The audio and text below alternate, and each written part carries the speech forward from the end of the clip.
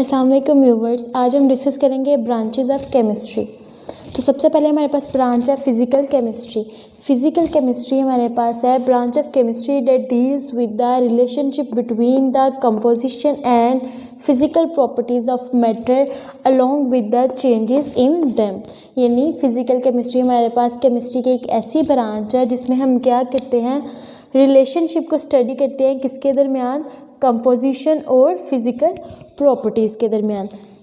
For example आपके हमारे पास composition मैंने पहले भी आपको बताया था, जैसे कि हमारे पास वाटर है तो ये किन सब्सटेंस से मिलके बना है, वो हमारे पास क्या होंगे, उसके कंपोजिशन हो जाएगी।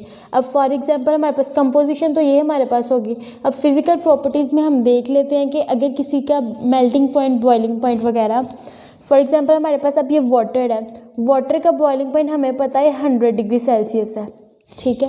अब ये जो इसकी जो बॉइलिंग पॉइंट है ये डिपेंड किस पे करता है, कंपोजिशन के ऊपर, यानी हाइड्रोजन और ऑक्सीजन के ऊपर डिपेंड करता है कि हमारे पास इनका बॉइलिंग पॉइंट क्या होगा। तो इस रिलेशनशिप को हम स्टडी करते हैं किसमें, फिजिकल केमिस्ट्री में, और साथ साथ जो भी चेंजेस इनमें आएंगे वो भी इधर स्टडी करेंगे।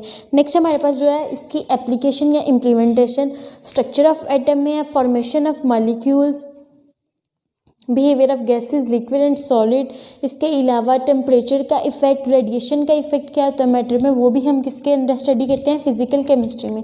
अब स्ट्रक्चर ऑफ एटम में हमारे पास क्या है, हमें पता है एटम के न्यूक्लियस में हमारे पास न्यूट्रॉन और प्रोटॉन होते हैं, और हमारे पास इसके बाहर जो शेल होते हैं वहाँ पे इलेक्ट्रॉन रिवॉल्व करते हैं। न्यूट्रॉन के ऊपर कोई चार्ज नहीं होता, न्यूट्रल होता है।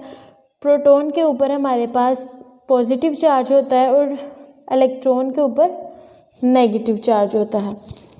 तो ये हमारे पास क्या होता है, स्ट्रक्चर ऑफ एटम। इसी तरह हमारे पास है formation of molecules. Formation of molecules में हमारे पास है कि किस तरह एटम आपस में मिलके मॉलिक्यूल्स बनाते हैं। तो ये सारा हम किस में स्टडी करते हैं, फिजिकल केमिस्ट्री में। नेक्स्ट हम स्टडी करते हैं ऑर्गेनिक केमिस्ट्री। ऑर्गेनिक केमिस्ट्री हमारे पास केमिस्ट्री की एक ऐसी ब्रांच है जिसमें हम किसको स्टडी करते हैं, covalent compound of carbon and hydrogen को। कवरेंट कंपाउंड ऑफ कार्बन को हम ऑर्गेनिक कंपाउंड भी कहते हैं, और इनके डेरिवेटिव को।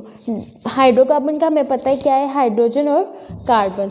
डेरिवेटिव का मतलब है कि इन्हें हमने डिराइव किया होगा हाइड्रोकार्बन से या फिर ऑर्गेनिक कंपाउंड से। नेक्स्ट हमारे पास इसकी है एप्लीकेशन या फिर इम्प्लीमेंटेशन। तो ऑर्गेनिक केमिस्ट्री जो है हमारे पास ये कवर करती है पेट्रोलियम, पेट्रोकेमिकल और फार्मास्यूटिकल इंडस्ट्रीज़ को। अब ऑर्गेनिक कंपाउंड जो है इसे हम ये लेबॉरेटरी में भी हम इसे तैयार कर सकते हैं और ये नेचुरली भी अक्कर करते हैं।